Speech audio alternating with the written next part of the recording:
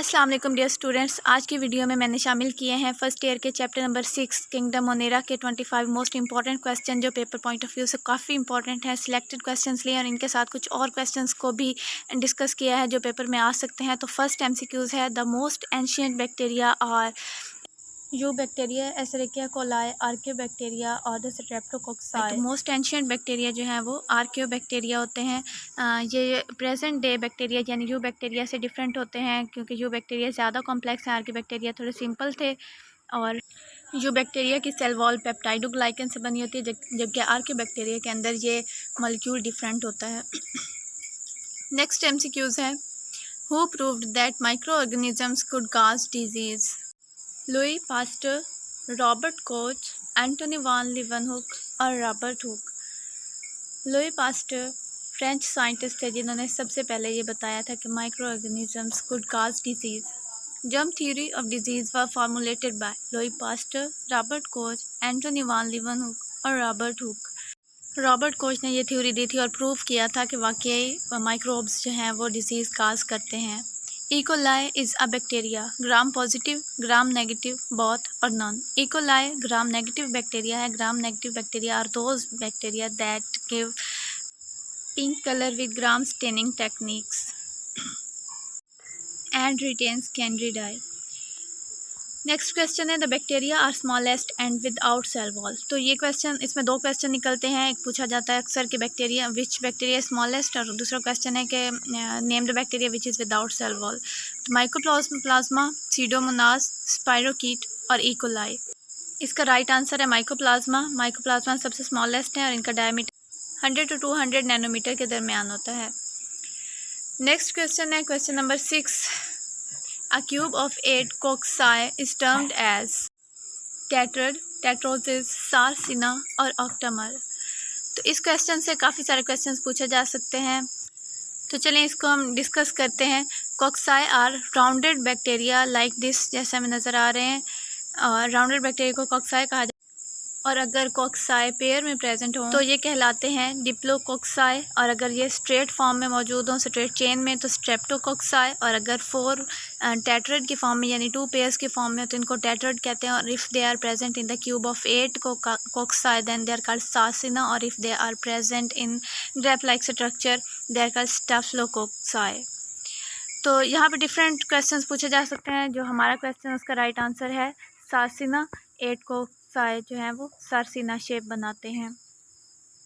Next question है rod shape bacteria are called cocci, bacilli, spirilla और vibrio. Cocci rod shape नहीं होता बल्कि ये राउंड होता है, जबकि बेसिलाई जो है ये रॉड शेप होता है। तो यहाँ राइट आंसर जो है वो बेसिलाई है।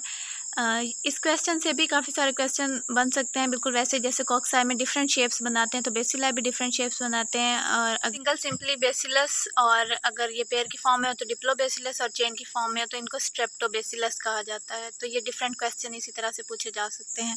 नेक्स्ट क्वेश्चन है which of the following are the spiral shape bacteria. Cocci हम जानते हैं कि राउंड शेप होते हैं। सीडोमोनास जो है ये बेसिलाई की एग्जाम्पल है, बेसिलाई रॉड शेप है। तो बाकी वाइब्रियो हमारे पास आंसर बचता है। Vibrio are the bacteria which are spiral shaped, they are curved और कोमा शेप्ड। तो राइट आंसर हमारे पास वाइब्रियो है।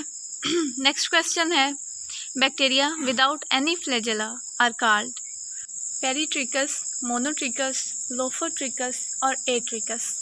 तो ये क्वेश्चन, इसमें से भी 4 से 5 क्वेश्चंस निकलते हैं, तो हम इनको डिस्कस करते हैं। फ्लैजेला की बेस पे क्लासिफिकेशन देखते हैं। If there is no flagella present in the bacteria they are called atrichous. अगर 1 फ्लैजेला हो तो उसको मोनोट्रिकस कहते हैं। If tuft of flagella is present on only 1 side it is called lophotrichous. और if tuft of flagella is present on the both sides of the bacteria it is called amphitrechus, or if flagella surround the whole body of the organism it is called peritrechus। तो यहाँ different questions पूछे जा सकते हैं। यहाँ हम without flagella की बात करें तो वो एट्रिकस, ए मीन्स एब्सेंट, तो एट्रिकस इसका राइट आंसर होगा। और इसी तरह से अगर पूछा जाए कि एक फ्लैजेला प्रेजेंट है तो उसको हम मोनोट्रिकस कहेंगे। तो यहाँ पे एक क्वेश्चन से मैंने आपके लिए तमाम जितने भी इसमें से पॉसिबल क्वेश्चंस बनते हैं उनके आंसर आपको बता दिए हैं, ताकि इनमें से कुछ भी पूछा जाए तो आप इजीली आंसर कर सकें। Pili are made of the special protein called pilin, flagellin, tubulin और myosin. Pili are the structures that are made up of pilin. Conjugation में हेल्प करते हैं बैक्टीरिया में। Which of the following is not found in all bacteria? Cell wall, cell membrane, mesosome और ribosome. तो हम पहले भी इसी तरह का एक क्वेश्चन डिस्कस कर चुके हैं जिसमें हमने पढ़ा था कि माइकोप्लाज्मा ऐसे ऑर्गेनिज्म, ऐसे बैक्टीरिया हैं जिनके अंदर सेल वॉल प्रेजेंट नहीं होती। तो इसका मतलब है कि अगर बैक्टीरिया के एक ग्रुप के अंदर सेल वॉल प्रेजेंट नहीं है तो इसका राइट आंसर सेल वॉल हो सकता है।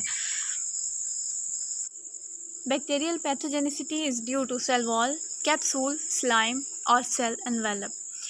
तो इसका राइट आंसर है स्लाइम सेल वॉल सपोर्ट देती है, कैप्सूल स्टिकी अपीयरेंस देता है, सेल एनवेलप जो है वो उसको प्रोटेक्शन दे रहा है, जबकि स्लाइम जो है वो पैथोजेनिसिटी की वजह बनता है, यानी बीमारियां फैलाने की। Which of the following bacteria are stain purple? Gram positive, gram negative, both और नन। तो इसमें से ग्राम पॉजिटिव राइट आंसर है। उसको जब भी स्टेन किया जाता है तो वो पर्पल कलर देता है, जबकि ग्राम नेगेटिव जो है हमने पहले भी डिस्कस किया वो पिंक कलर देता है। Mesosomes are the internal extensions of the cell wall, cell membrane, chromatin bodies और the capsule. The right answer is cell membrane. Mesosomes जो हैं वो internal extensions होती हैं और ये responsible हैं डीएनए रेप्लिकेशन के लिए। बैक्टीरिया के डीएनए रेप्लिकेशन जो करवाना मेसोसोम का काम है, और इसके अलावा इसमें रेस्पिरेटरी एंजाइम्स जो हैं वो भी प्रेजेंट होते हैं। Extra chromosomal ring of the DNA in a bacteria are. तो इसका आंसर करने के लिए हम पहले बैक्टीरियल स्ट्रक्चर देख लेते हैं ताकि हमें इसका आंसर करने में आसानी हो। तो इसमें ये स्ट्रक्चर जो दिखाया गया है, रिंग्ड स्ट्रक्चर है, ये एक्स्ट्रा क्रोमोसोमल होता है जिसको हम प्लाज्मिड कहते हैं। इसके अलावा इसके पास न्यूक्लियोइड होता है जो न्यूक्लियर एनवेलप इसके ऊपर प्रेजेंट नहीं होता है, इसको हम न्यूक्लियोइड कहते हैं। और ये फ्लैजेला डिफरेंट स्ट्रक्चर्स हैं। तो एक्स्ट्रा क्रोमोसोमल जो स्ट्रक्चर है हमारे पास, उसको हमने प्लाज्मिड कहा, तो हमारे पास राइट आंसर जो है वो प्लाज्मिड होगा, जबकि न्यूक्लियोइड जो है वो उसका मेन न्यूक्लियर मटेरियल है जिसके अंदर डीएनए वगैरह प्रेजेंट होते हैं। Photosynthetic prokaryotes lacks ribosomes, cytoplasm, chloroplast और सेल मेम्ब्रेन। तो यहाँ हम फोटोसिंथेसिस की बात कर रहे हैं, it is related to chloroplast. और जो फोटोसिंथेटिक प्रोकैरियोट्स हैं, प्रोकैरियोट्स के अंदर double membrane bounded organelles absent होती हैं। तो यहाँ क्लोरोप्लास्ट जो फोटोसिंथेसिस से रिलेट कर रहा है और ये डबल मेम्ब्रेनस ऑर्गेनेल यूकैरियोट्स में प्रेजेंट होता है, जबकि प्रोकैरियोट्स में ये एब्सेंट है।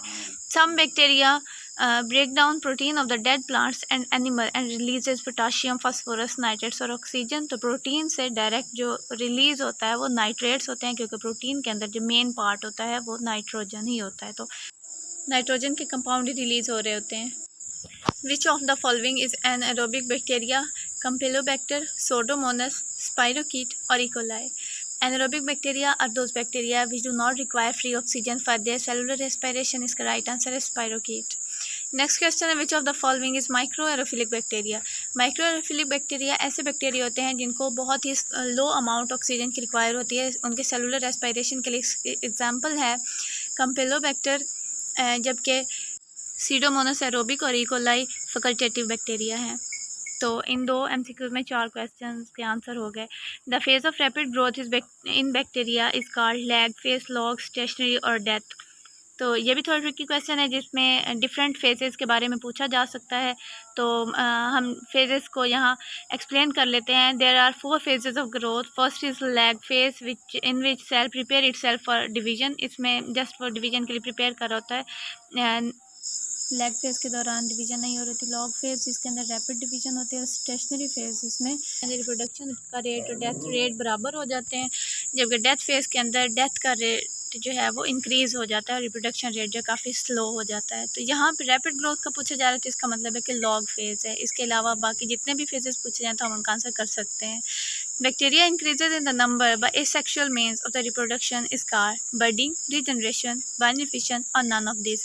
तो बैक्टीरिया के पास जो सबसे इंपॉर्टेंट एसेक्सुअल रिप्रोडक्शन का मीन्स होते हैं वो बाइनरी फिशन होते हैं। बाइनरी फिशन क्या है? Division into 2। इसमें सिंपली बैक्टीरिया डिवाइड होकर 2 में तकसीम हो जाता है और 2 बैक्टीरिया सेल बन जाते हैं in just 20 minutes. Chemical produced by microorganisms which are capable of destroying the growth of the microbes are called। तो फंजाई और डिफरेंट स्पीशीज़ हैं जो मुख्तलिफ केमिकल्स प्रोड्यूस करती हैं जिनको हम कहते हैं, जिनसे एंटीबायोटिक्स बनाते हैं। उनके पास ये एबिलिटी होती है कि वो बैक्टीरिया की ग्रोथ को ख़त्म कर दें। तो हमारे पास राइट आंसर है एंटीबायोटिक्स, जो माइक्रोब्स को किल करती हैं और हमें डिजीज़ से बचाने की कैपेबिलिटी रखती हैं। Most widespread problem of the antibiotic misuse is rapid outbreak, disturbance of metabolism, resistance in pathogens or immunity। तो माइक्रोब्स और स्पेशली बैक्टीरिया के सबसे जो मसला है एंटीबायोटिक को बहुत ज़्यादा मिसयूज़ करने का, वो ये कि अपने अंदर रेजिस्टेंस प्रोड्यूस कर लेते हैं। Name of cyanobacteria structure which are helpful in fixing the atmospheric nitrogen are heterocystic and needs nostoc और हार्मोगोनिया। तो साइनोबैक्टीरिया के अंदर डिफरेंट स्ट्रक्चर मौजूद होते हैं जिनको हेट्रोसिस्ट कहते हैं हम, और ये एटमॉस्फेरिक नाइट्रोजन को फिक्स करने में बहुत हेल्प करते हैं। हम स्ट्रक्चर देखें अगर स्पाइरोकीट का, तो इसके अंदर चेन ऑफ सेल नज़र आते हैं, rod shape chain of cells, लेकिन इनके अंदर कुछ सेल्स डिफरेंट लाइक दिस।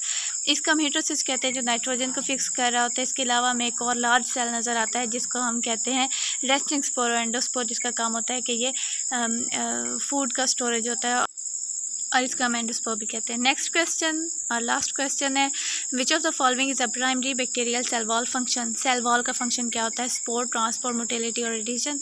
तो इसका जो इंपॉर्टेंट फंक्शन है वो स्पोर्ट है। सेल वॉल शेप प्रोवाइड करती है और स्पोर्ट प्रोवाइड करती है बैक्टीरिया को। उम्मीद है क्विज़ आपके लिए काफ़ी यूज़फुल साबित हुआ होगा और आपने तमाम क्वेश्चन सॉल्व कर लिए होंगे। आपके जितने भी नंबर आए हैं कमेंट बॉक्स में लाजमी मेंशन कीजिएगा, और अगर क्विज़ आपके लिए यूज़फुल साबित हुआ है तो वीडियो को लाइक करें, शेयर करें और चैनल को सब्सक्राइब करना बिल्कुल मत भूलिएगा। मिलते हैं नेक्स्ट वीडियो में, तब तक अपना ख्याल रखिएगा। अल्लाह हाफिज़।